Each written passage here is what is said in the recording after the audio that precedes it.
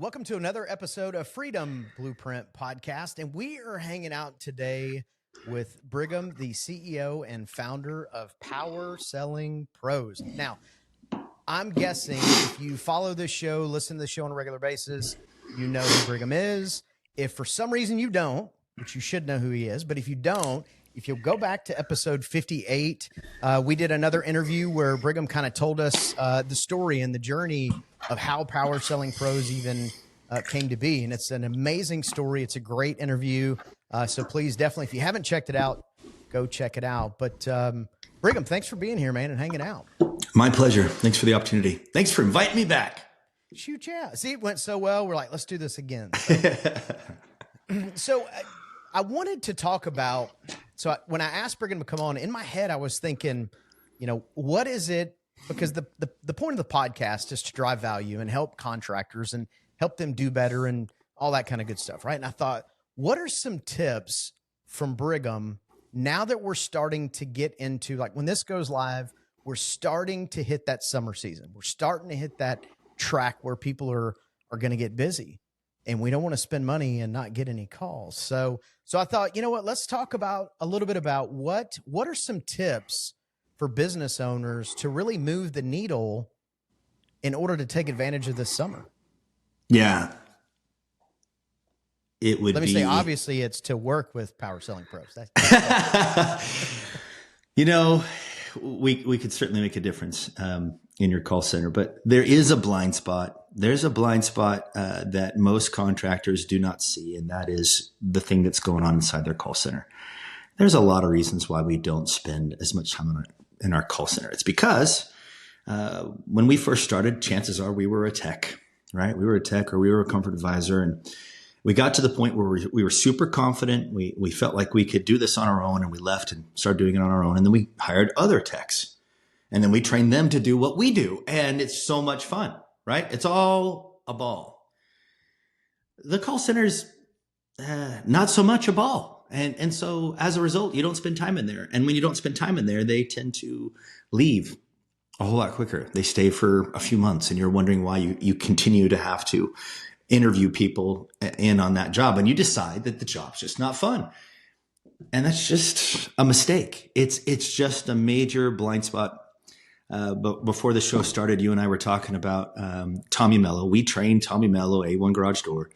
He's got over 60 CSRs. Last year, we got him up to 89%. He went and he was at a roofing conference, and he explained that he was not ever going to be under 90 again. When he said that on stage, I was like, gulp.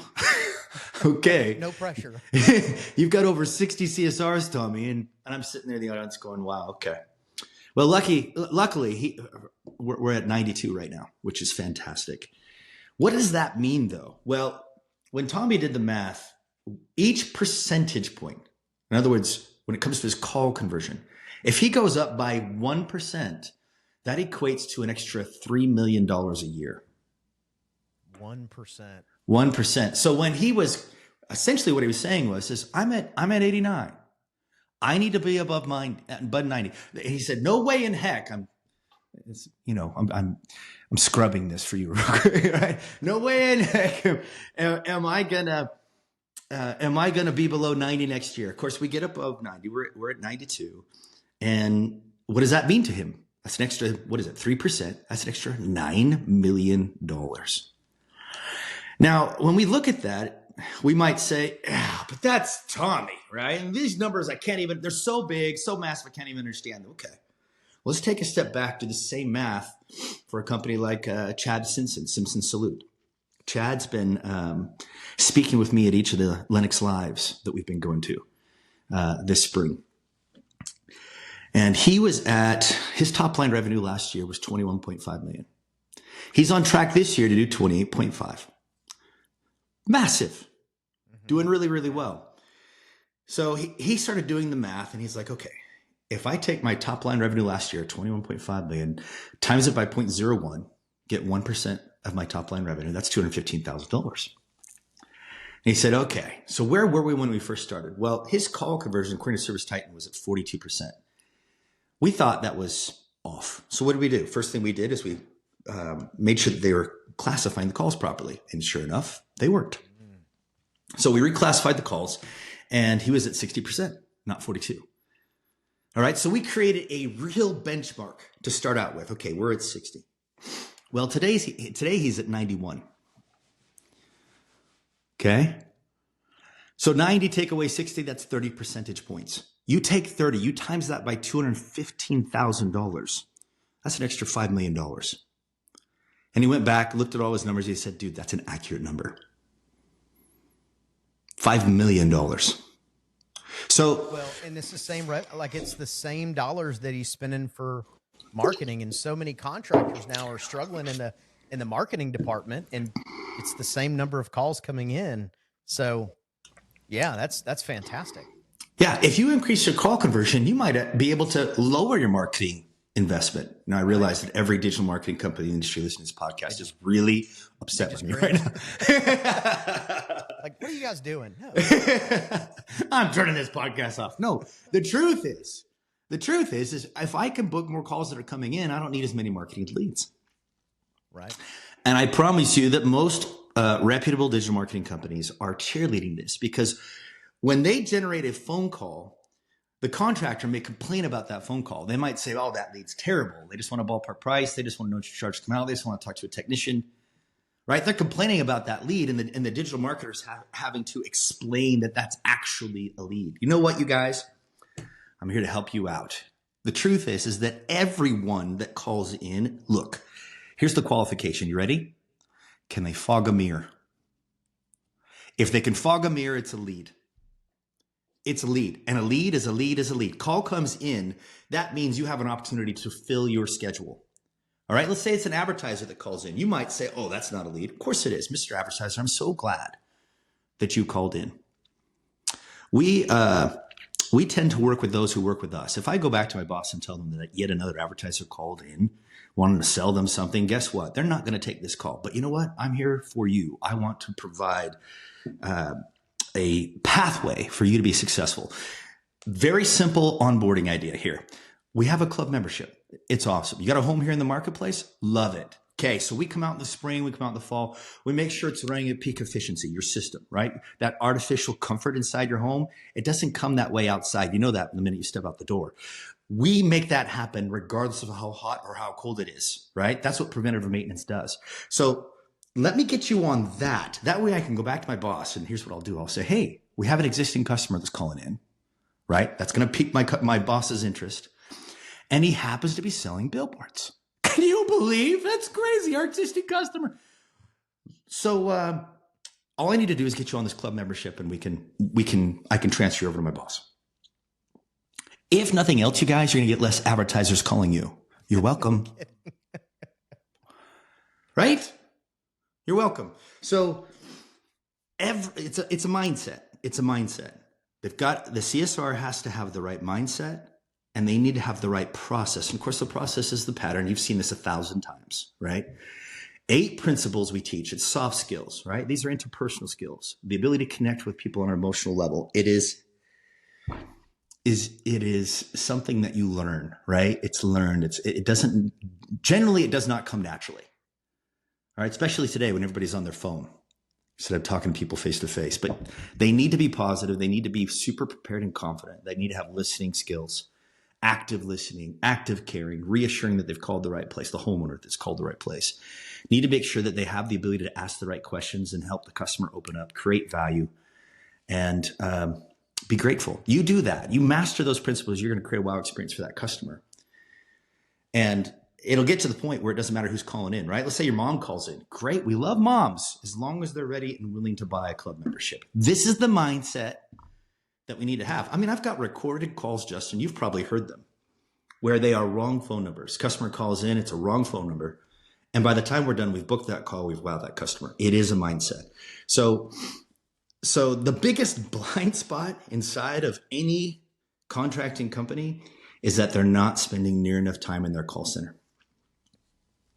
Yeah, I would agree with that. And I don't remember when we first started working with you guys, but it's been a number of years ago, more than 5 or more than 7, but the CSRs that we still have on the team, they still have those at their desk. the pattern of excellence, which is great. And I think what happens too, and I'm sure you'll agree with this, but as you go through that and as they become more confident in what it is they're doing and answering the phone and getting the questions, they start to have more fun. Mm-hmm. So now the example that you just gave, I think for anybody who doesn't enjoy their job or is not having fun, they hear that and they go, "Ugh, I don't want to be like that." But if you like what you do and you're having fun, it becomes a game. And it's fun. And you're like, you know what? I kind of hope a customer calls and means to call Pizza Hut, because I'm going to see if I can order the pizza for them and have a tech bring it out to them and go ahead and do a tune-up while we're there. Like, they start to turn it into a game and have fun. And I think that's a lot of times what we forget is that, man, when they have the confidence, they ultimately end up having a good time. They have fun. And these challenges, or these bad calls, as a lot of people like to call them, become just an opportunity for them to wow in such a way that they're like, I mean, I got to work with this company. Yes. I think you've uncovered the mantra of this podcast. The mantra of this podcast is the fact that your team needs to have fun. Mm-hmm. To perform at their highest level, right? To get them booking above 90% of their phone calls, they need to have fun. And sometimes we get caught up in the minutia of what we do. Yeah. We forget that it is fun. We forget that it is absolutely heroic, what we're doing. And it's fulfilling. If your team isn't feeling that way, whose fault is that? We all know the answer to that question. It's my fault. It's your fault. It's every business owner's fault. If there isn't fun going on inside that organization, inside the four walls of your building. Love it. All about having fun. Yeah. Rigid is fine. Like there is some times to be rigid, but man, there's times to have a good time. Like, think about, I know one of our CSRs that's been on the team for a long time. Anytime she books a call that's kind of either out of the norm or collects payment that she wasn't expecting, man, she rings a bell. Like, just that simple. Like, we bought her a bell. It was like $5, but she rings that bell and everybody in the office goes, yay. Yes. Yes. That's because they have fun so. Yeah. Whenever we have sales, we send out, because we're all remote, we send out a sailboat, right? Sailboat to everybody on the sales team. Hey, I just got one today. And I love it. It's the best part of my day. I get sailboats every day. I don't even own a sailboat. But when I see that sailboat, I'm like, oh my gosh, because we know what that means. We know that something good just happened. Yeah. So that sort of thing, that sort of culture needs to be cultivated inside your organization. If you've lost it or if it was never there, it's time to put it back in. In fact, if you wanted, we can kind of talk about different ways to make it fun. So that you can fix that blind spot, finally fix it, get it up in the 90s. Your expectation should be just like Tommy's. It's got to be up over 90. It has to be, for the sake of marketing expense, for the sake of morale, for the sake of your technicians. It has to be. You must demand it. So if you want, I can give you a couple of other things too. I think that's great. Yeah, let's do it. Okay, so we want to do two things inside that call center. We want to create a culture of training. Okay. The way that you create a culture of training is that when you're in the interview process, deciding whether or not to hire them, you make role playing and practice part of that hiring and interviewing process. That way they know right out of the gate that you're a company that practices on a regular basis. You're a company that does role playing. The goal here is to make all the mistakes that you're going to make before you get on the phone, right? You do that through practice. You do that through preparation. Everybody practices. The owner should be practicing. I don't care if you're uncomfortable with it. I don't care if you don't want to do it. I don't care if you have a hard time listening to yourself on a recording. Don't care. You get through all that crap, right? All the things that are holding you back from exuding the type of culture you want to see inside your organization. Jump in and do it. So that's number one, create a culture of training. Number two, give them the ability to make as much money as they want to make inside the call center. Don't just pay them a base. Don't just pay them a salary. Give them a solid, easy to understand commission structure. And here's what I mean by that. If you give them $10 to sell a service agreement, that's easy for me to keep track of. All right. And anybody who is working on that and wanting to affect their own income, I promise you, they're going to be looking at that every day. So I would avoid percentage of sales. It's hard to calculate that until I see it in my paycheck. But if it's $10 for a service agreement, say we start doing other creative things, right? Say, for example, we have a homeowner that constantly calls in for heating and cooling, but never once for plumbing. Well, that's an opportunity there. If I book that appointment for plumbing, in addition to the heating and cooling call, would you not pay me for that? Of course you would. How much do you spend on marketing to make the phone ring? If I have a CSR that's hustling in there and books a second appointment, and side note, you guys, make sure that you're not sending plumbers and techs out at the same time. You don't want to overwhelm the customer with a bunch of guys from your office into their house. 2 separate appointments, book them. If I book 2 separate appointments, if I get 2 appointments from one call, I should be compensated for that. And keep it simple. Call it $10. We love tech set leads, right? We love it when tech set leads for Comfort Advisors. It's our best, highest closing ratio historically, right? Across the board. Doesn't matter the company. Why aren't we having CSRs do the same thing? Hey, Mr. Jones, I'm looking at your notes. I noticed that we've been servicing that system for the last 12 years. You've gotten some great life out of it. Have you ever considered replacing it? If I book that replacement call in addition to the service call, would you not compensate me for that? Of course you would. $10. Keep it simple, real simple, easy for me to do the math. That way I can just kind of keep track the whole day long. And it's funny how you get what you focus on. So what are we doing in there? We do 2 things. We create a culture of training. And in so doing, we set the expectation for what we're looking to hear over the phones. And then we give them the ability to make as much money as they want to make right there. Here's what's going to happen. They're going to stay there longer, and they're going to stay there in that role because they can make as much money as they want to make now. Now, the other thing you've got to do is utilize the technology, right? Everybody has been recording CSR calls for years, which is great. But we're getting to the point now where we have the ability to see the end result. In other words, what was the total revenue generated from that sell that the CSR had to do with? Right? CSR was involved. They booked the call. They wowed the customer. And they may have booked an extra appointment or 2. And the end result was that much revenue. Wouldn't it be cool to be able to see the revenue that was generated per CSR? Well, the crazy thing is that technology is coming out. Searchlight's doing it. There are other companies, I think Lace, that are working on it. Every AI company, including Zyratalk and Avoca and so on and so forth, they're all working really, really hard to get this type of information out. So pay attention to the technology, monitor performance. Same with your technicians. If we don't have ServPro or Rilla, you're making a mistake. You need all of this to be able to take a very good look as to where they're at. You set the expectation through training. You're a training organization. Step 2 of that is to make sure that you're tracking all of it and that the expectation is being met and succeeded or exceeded. I think that most contractors, I don't know of any contractors really, once you get to be a couple trucks, and depending on what software, we all record calls. And I think that it's probably one of the hardest things as a leadership to do is to listen to the calls. And even when you listen to the calls, knowing how to handle and manage and coach what to do with it.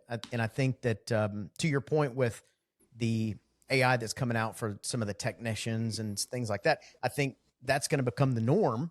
Just like call recording, right? It used to be a big deal. It was like, this call is recorded for, people were like, oh, weird about it. Now, nobody even gives it a second thought. And I do think that will happen with technicians recording in homes as well. But what do you think about a coaching tip for somebody? Because I think part of the challenge is if you're not consistent about it, what ends up happening is you almost end up weaponizing listening to calls, and then you got everybody gun shy, and then you got everybody you're like, all right, listening to calls, and people are freaking out a little bit, not thinking about, improvement and help. And I'm totally pitching Power Selling Pros at this point. That really wasn't where I was going with this, but I think it's one of those things where, you know, we both have kids. They're about the same age. We can both talk about the number of times we've told our kids something over and over and over and over again, and they don't do it. And then they come home one day and they go, "Oh, my teacher told me." And you're like, "I've been telling you that forever." And the reason that is there's power in a third party unbiased, even if it feels like a third party unbiased opinion. And I do think that's one of the things that you guys bring, is to be able to be consistent with it. Cause that's part of the challenge, to not weaponize it, is you want to be consistent with it. And you want to be caring with it.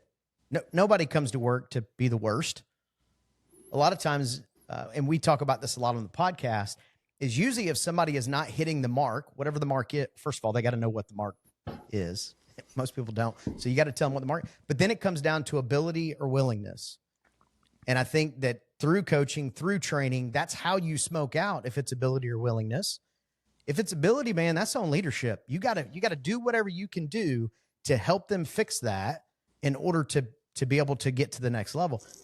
Obviously, if it's willingness, we all know there's really not a whole lot you can do with that. So you probably should think about upgrading and things like that. But again, to your point, I think that's you've got to be listening to those calls, and you've got to be coaching on them. And I think that's what most owners or leadership miss, because it is tough. It's hard. Yeah. I had the opportunity to interview Ken Goodridge a few weeks ago at a summit in Phoenix. It was so cool. It was amazing, the group interaction that we had. But one of the things Ken said is he couldn't get past 5 million until he started sitting in his call center and staying there on a regular basis. He said it was really, really hard because that's not his background, but he had to do it. He had to. Didn't know where Ken Goodridge is at now. But that's what he needed to do. He needed to fix that blind spot. It can't just be good anymore. It has to be excellent. You know, I was talking to Chad Simpson. In fact, we talked about him earlier in the podcast. He is probably one of the best technician trainers I've ever seen. In fact, he has, those local schools in Ohio that do tech training and such. Well, he does that part-time. The guy he does very well. He doesn't need to be training technician, but he does it because he loves it. Right. And he has come to the realization that he does not love training CSRs the way he loves training techs. And so he is simply, in fact, at Lennox Live last year, he stood up. It was weird because he pretended like he had a question. So we gave him the mic, and he stands up, turns around, and begins to address the entire group, basically admitting the fact that he is not good at training CSRs and that he's going to hire us independent of the price, which is why I had him speak this year with us. I was like, hey, you know what? He's going to do it anyway. So the truth is that if you are not going to spend time, it's kind of like, you know what? You and I were talking earlier about how your wife is doing bookkeeping. Why is she doing that? Because people don't like to do it. Right. It's not fun. It's not fun for them. Okay, great. Did you get into business to have a job that you don't like to do? Of course not. Okay, cool. What you do is you keep the things that fulfill you, those tasks that fulfill you, right? You double down on those because why? You're the boss. You have the opportunity and the ability to do that.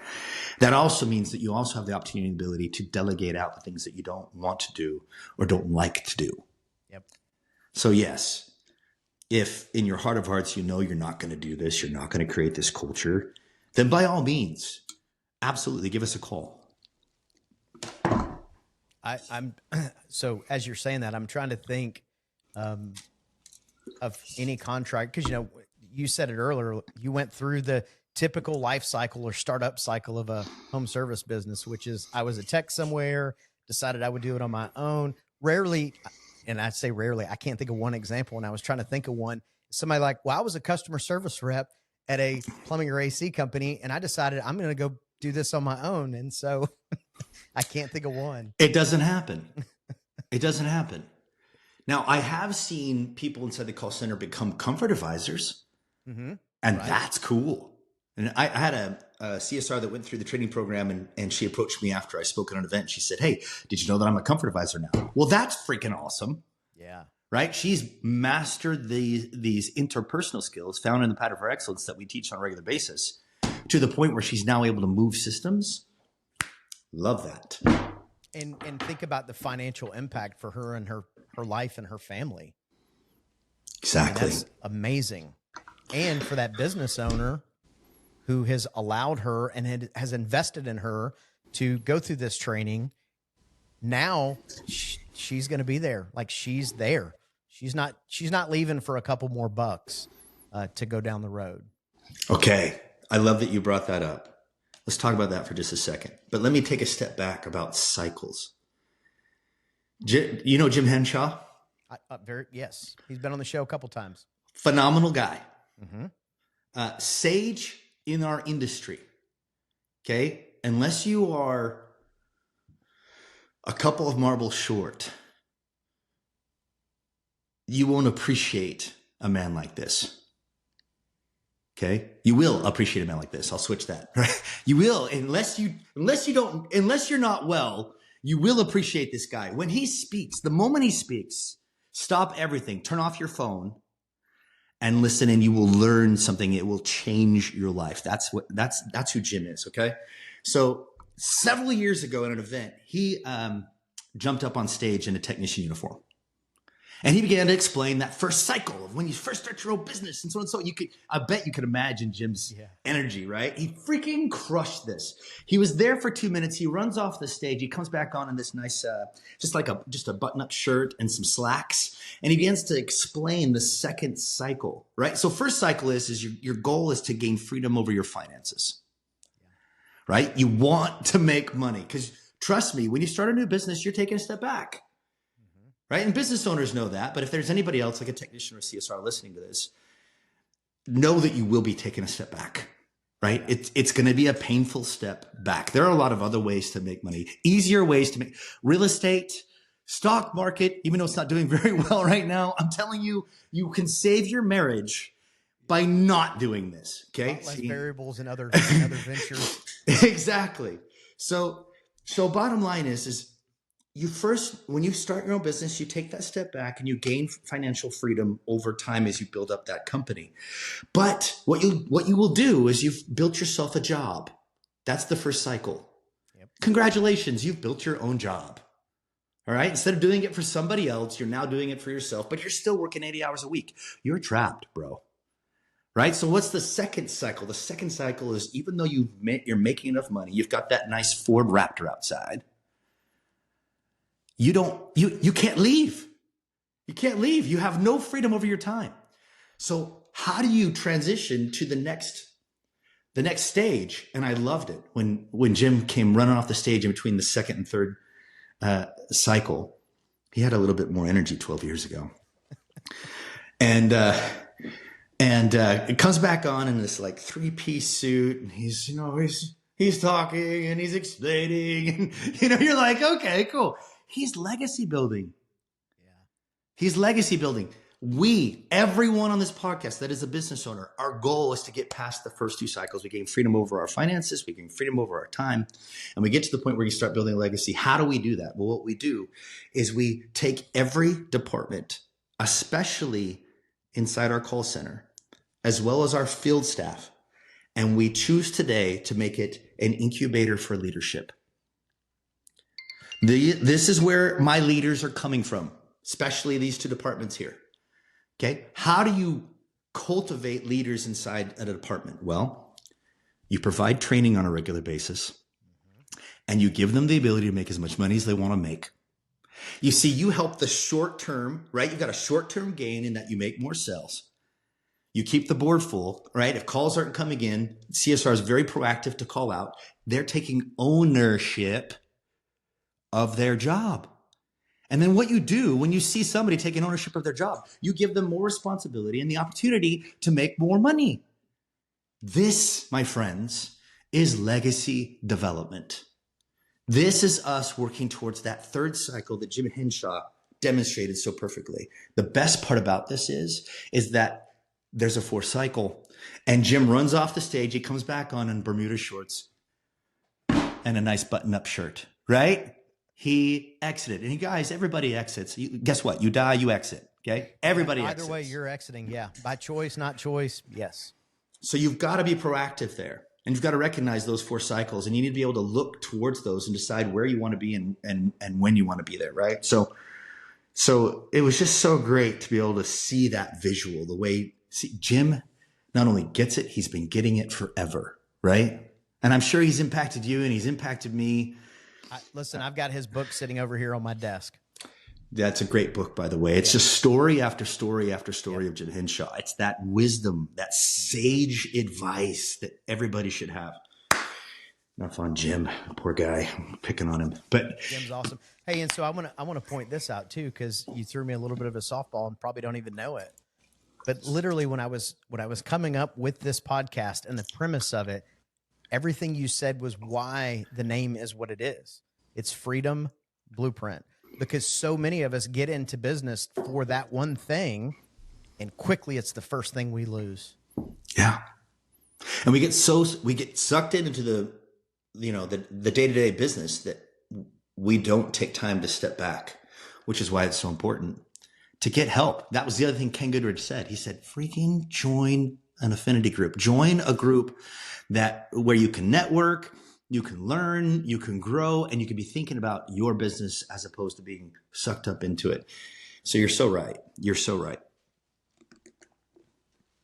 Well, killer, man. I know you got a ton of stuff to do, but I want to give an opportunity if you have kind of any last thoughts that you want to leave the audience with. Yeah. So look, guys, our mantra today has been fun. So in a moment, I'm gonna share a story about fun. But before I do that, if calls aren't coming in, okay, if calls are coming in, you're 90% booked tomorrow, you're 80% booked the next day, you're 7% booked the next day, that's great. No need for inbound calling or for outbound calling. Right. But if you're at 50% tomorrow, 70% the next day, and 30% the following day, we need to hustle today. We need to make phone calls today. Now, if you're teaching your team to offer club membership on every inbound call, emphasis on every inbound call, they will get really comfortable saying, hey, Mr. Jones, I'm looking at your notes. I know you should have a membership with us. I'm wondering why not. If you do that 30 times a day, it's going to get really easy to say. If calls aren't coming in, you now have the bridge to start doing happy calls and call out. And it's the same process. Hey, Mr. Jones, we were in your home 6 months ago. Got your system working. How's it going? Oh, it's going great. I'm so glad to hear that. I'm looking at your notes and noticed you never were able to get a club membership with us. I'm wondering why not? Now, if you're doing this on every call inbound, you're going to know that there are going to be several who say, I'm not interested. And you'll get used to those no's. But you'll also get comfortable with the fact that you will be getting yeses as long as you keep dialing. Same's true with the outbound calls. Just keep dialing. Keep dialing. It's going to come, right? And there are going to be some situations where the customer says, no, I'm not happy, and no, it's not working, and I'm so glad you called. I was about to pick up. Sweet. Guess what? You just kept your technician busy. Yeah. Wonderful. It's beautiful. I mean, things stop working, right? That's why we're here. So here's what I want to do. I'm going to give everyone listening to this podcast right now a free happy call script, if that's all right. Absolutely. Okay. So just text, and this number is, it's 385-247-3714. Once again, 385-247-3714. Just type in happy, the word happy, and we'll send you that script. All right. So text happy to 385-247-3714, and you'll get that script. You guys, this is the best script I've ever put together. I had a contractor call me 2 weeks ago when he got it, and he said, holy cow, this is an awesome happy call script. We also talked about where his call conversion was at, where it needed to be, and he realized that he had lost about $1.2 million the year before and wanted to fix it. This is a blind spot, you guys. It's a blind spot. We need to fix it. Whether you do it in-house or let us at Powerslam Pros do it, I don't care either way. With that, let me share my experience last year, 2024. Unless you have any questions or thoughts. on that? No, I will say this. The text number you gave, I'll make sure that it's in the show notes for the podcast. And if you're watching this on YouTube, it'll be in that description as well. So Okay, cool. If you're driving and listening or working out or running, don't feel like you got to stop. It will be there. Yeah. 10-2, guys. 10-2. Keep your eyes on the road. Yeah. All right. So, last year was my birthday, July 24th. And I was scheduled to go out to Larson Heating and Cooling in Phoenix, Arizona. Awesome. Rough time to be in Phoenix. Well, it's actually Scottsdale, but yeah, same thing. About 120, about 124 degrees. So, but the food's really good. Food's great. Sure. So I was there in Scottsdale. Look, why am I doing it on my birthday? Because I really love what I do. I really love this team. I really, Jared and Jamie are two of the best people I've, that you'll ever meet. Salt of the earth types of people, the type of people that you are so glad to know and just excited for all their success. So I went there and I didn't tell them it was my birthday. Once I got there, I'm training the CSRs and they come in with this like red velvet cake singing happy birthday. It was the weirdest thing. I'm like, wait a minute, you're paying me to be here and I'm getting a cake. It's weird. You like off today or what? You go hike Camelback maybe? Totally. It was weird. But you know what? I love red velvet cake. I didn't know how she found out that was my favorite cake. I'm sure it was my team or what have you. But I trained the CSRs and then I started answering the phones. Of course, the next day I was going to work with the techs. I'm answering phones and there's a gal named Sarah that calls in while I'm answering phones. Why do I answer phones? Because you guys, I'm not going to just train people on how to answer the phones. I'm then going to show them how to do it. Okay? And when I'm in a call center, I don't sit. I'm pacing back and forth. Right? I don't know how anybody else sits. And by the way, it's fun. It's freaking fun. Okay. So Sarah calls in and Sarah says, hey, I've got a system. It's 20 years old. I had just got off the phone with another company. They said they couldn't get the new system out to me for 2 weeks. It's Scottsdale, Arizona. Okay. It's 120 degrees outside. 2 weeks. You gotta be kidding me. Right. So I said, she keeps going, right? You know how sometimes a customer is like, yeah, but this is my situation. I've got 2 daughters and I'm a doctor. My husband's a doctor and we don't have a chance to get home and they're there alone and it's so hot and sweltering inside my house.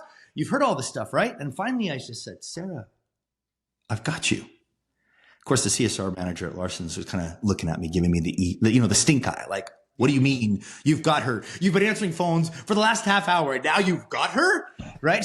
She was not happy with this. And so I said, I just kind of waved at her. I was like, it's going to be fine. It's going to be good. and so I say, hey, look, I'm going to get you out our best technician. We're going to problem solve here. We're going to troubleshoot it. We're going to do everything we can to get it working, right? We'll provide a solution one way or the other.